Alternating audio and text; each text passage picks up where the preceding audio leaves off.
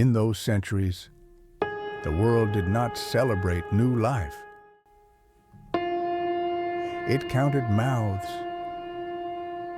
Every birth was a question. Would this child live or simply last long enough to become a burden? The records rarely mentioned names. They mentioned numbers.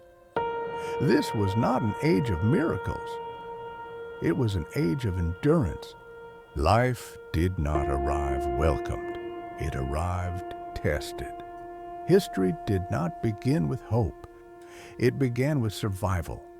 On an ordinary morning, in a farming village forgotten by most maps, a boy was born. No bell marked the hour. No sign followed the event. The day did not change its course. The world did not look up. Birth passed quietly, the way countless others had before it. There was no cry of joy, no gathering of neighbors. His mother labored on a straw bed in a room that smelled of damp wood and old smoke. Pain filled the space where a celebration should have lived. Silence stood where voices usually gathered. Birth was not an event here. It was an interruption of work. Outside, the fields waited. They always waited. The land did not pause for birth. A priest arrived later that day. He spoke the same words he had spoken 100 times before. No prophecy followed.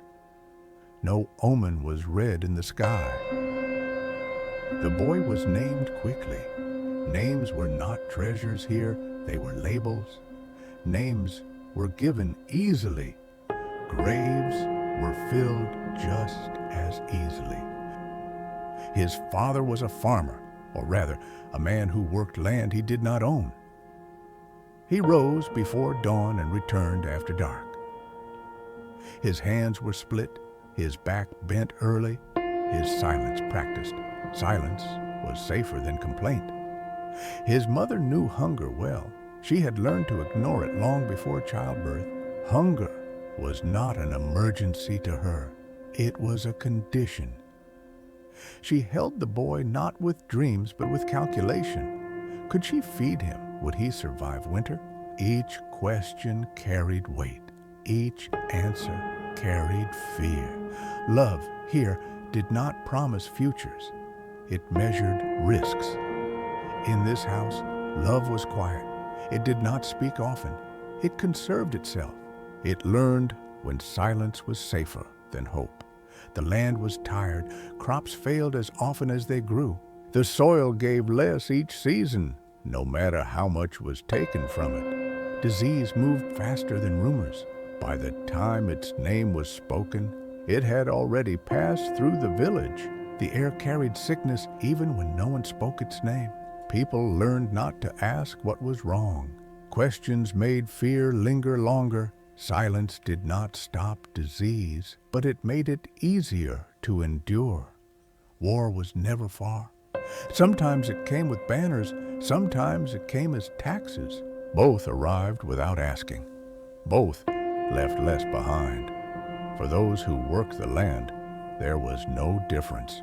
Both took the same thing in the end: time, strength, whatever little was left to give. The land remembered this well. So did the people who worked it. Children learned early that play was temporary. Hunger was not. Games ended when work began. Work ended only with sleep. Laughter did not disappear. It simply learned when to stay quiet. Many did not reach their 5th year. No one spoke of them again. Names faded faster than footprints in snow.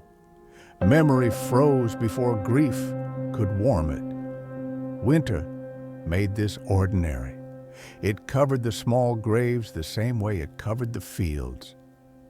This boy was not special, and in those centuries, that was dangerous. No one watched over him. No story waited for him. He did not stand out, and that meant the world could pass over him without notice.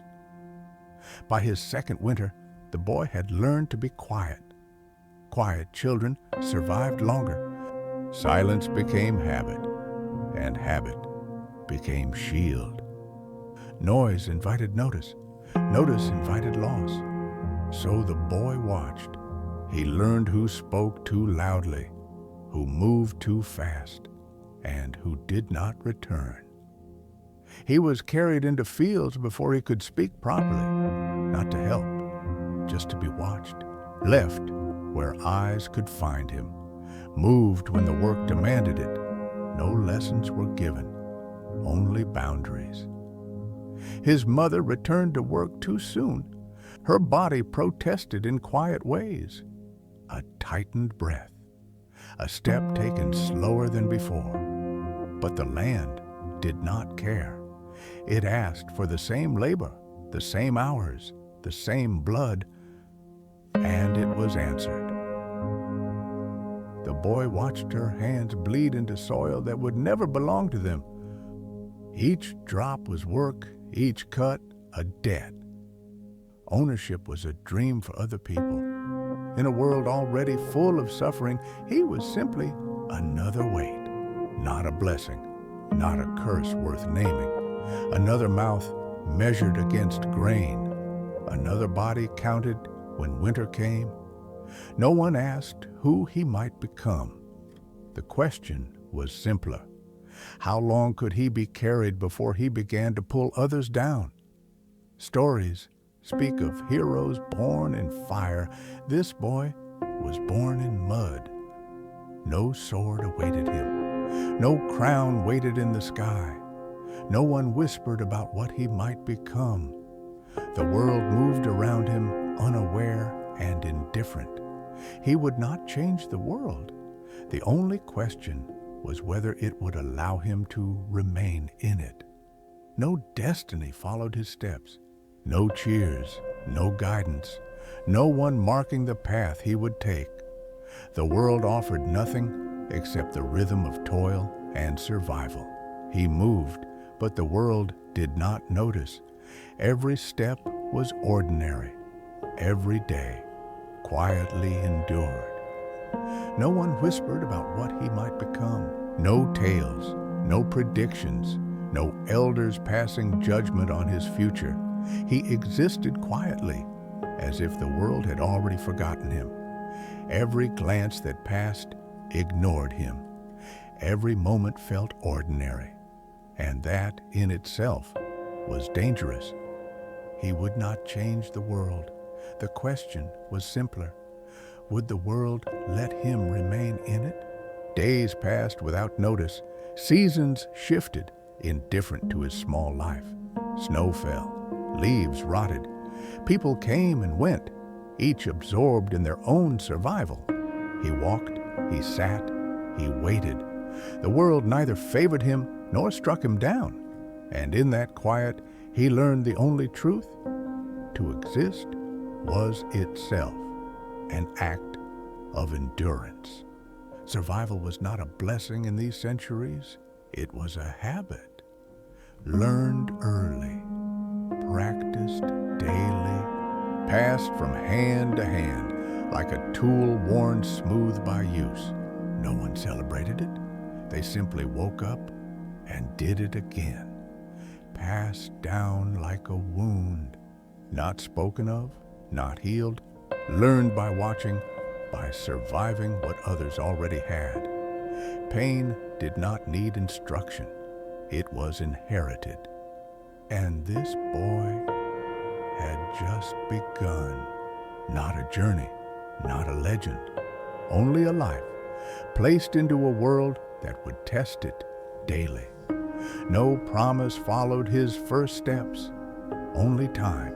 And time, in those centuries, was never kind.